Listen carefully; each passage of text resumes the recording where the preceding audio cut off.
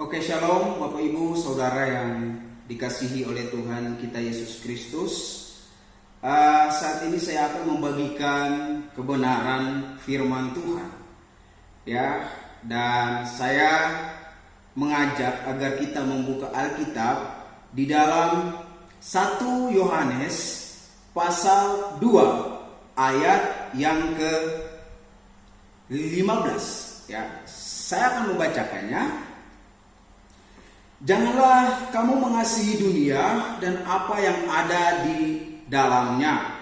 Jikalau orang mengasihi dunia, maka kasih akan Bapa tidak ada di dalam orang itu. Nah, Bapak Ibu Saudara yang dikasihi di dalam Tuhan Yesus Kristus, tadi firman Tuhan di dalam ayat yang ke-15 di sana dikatakan bahwa jikalau kita mengasihi dunia, maka kasih akan Allah tidak ada di dalam diri kita.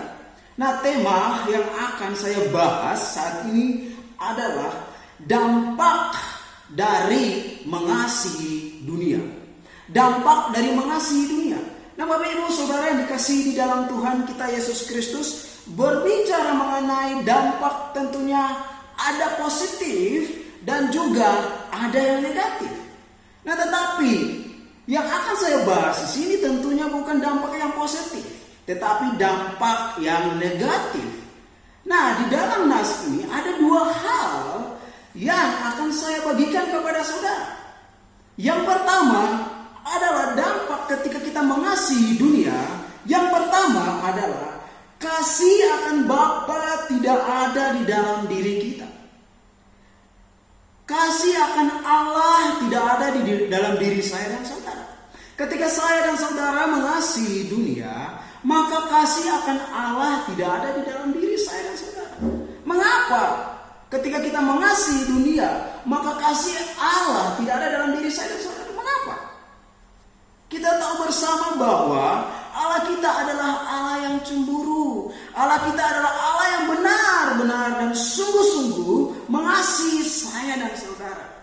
Nah, oleh sebab itu membuat Allah ketika kita lebih mengasihi dunia, maka kasih Allah itu akan pergi dari hidup kita. Allah tidak mau kompromi dengan dunia. Allah tidak mau kompromi dengan dosa. Sehingga itu membuat Allah jauh dari kehidupan kita. Itu membuat kasih Allah pergi dari kehidupan saya dan saudara. Nah, isi di dalam dunia itu apa?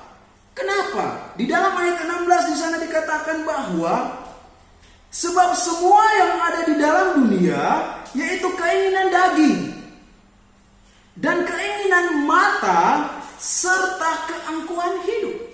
Keinginan daging, keinginan mata dan keangkuhan hidup.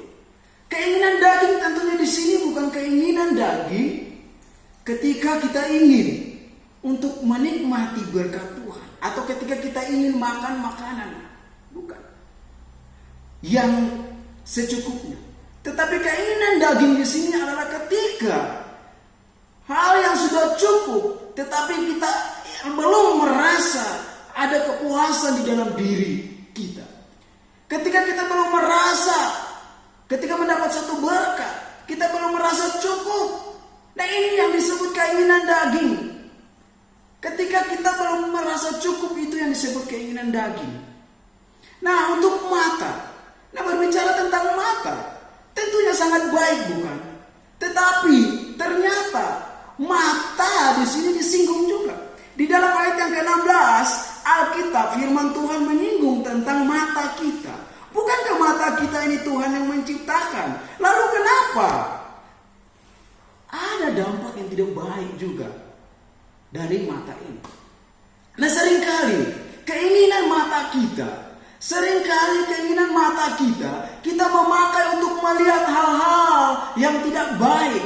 Seringkali mata kita pakai untuk melihat film-film yang sebenarnya tidak pantas untuk kita lihat.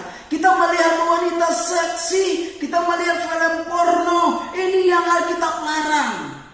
Keinginan mata seperti inilah yang Alkitab tidak mau. Oleh sebab itu, sebenarnya kita pakai mata kita untuk memandang hal-hal hal yang benar, memakai untuk melihat firman Tuhan, melihat anugerah Tuhan yang begitu besar, melihat pemandangan yang Tuhan ciptakan di dalam kehidupan kita. Bukan memakai untuk melihat film-film porno dan sebagainya. Bukan memakai untuk melihat wanita-wanita seksi. Dan itu menimbulkan keinginan yang berbahaya. Nah, Bapak Ibu Saudara dikasihi di dalam Tuhan Yesus Kristus, Alkitab datang kepada kita untuk memagari, membatasi, agar apa? Agar kita tidak menabrak atau kita tidak melanggar. Alkitab adalah pagar yang sangat baik. Firman Tuhan adalah pagar yang sangat baik supaya kita tidak jatuh ke lubang tersebut. Makanya Alkitab datang kepada kita agar kita hati-hati.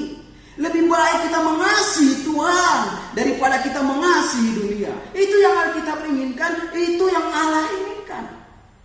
Nah, Bapak Ibu Saudara yang dikasihi di dalam Tuhan Yesus Kristus, ketika kasih Allah sudah jauh dari kita, ketika kasih Allah sudah tidak ada di dalam diri saya dan saudara, mungkin saya dan saudara akan hidup berdasarkan keinginan kita. Dan ini yang sangat berbahaya. Oleh sebab itu, kita harus mengasihi Tuhan, mengutamakan Tuhan di dalam kehidupan saya dan saudara. Nah, yang kedua adalah dunia ini sedang lenyap dengan keinginannya. Nah, mengapa kita tidak boleh mengasihi dunia? Karena dunia ini sedang lenyap dengan keinginannya. Karena dunia ini akan hancur, karena dunia ini akan lenyap, karena dunia ini akan hilang, karena dunia ini akan tidak kita lihat sekarang. Oleh sebab itu Alkitab datang kepada kita agar tidak boleh kita mengasihi dunia. Nah, Bapak Ibu Saudara yang dikasihi di dalam Tuhan kita Yesus Kristus, Allah sangat mengasihi kita, sehingga Dia terus mengingatkan kita dengan firman Tuhan-Nya, supaya apa? Kita hidup sesuai dengan kehendak Tuhan, supaya apa? Kita tidak lenyap bersama dengan dunia ini.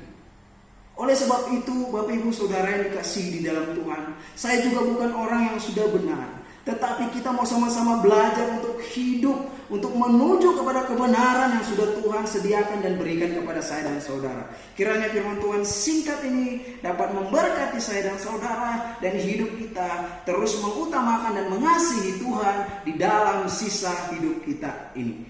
Amin, dan Tuhan Yesus memberkati.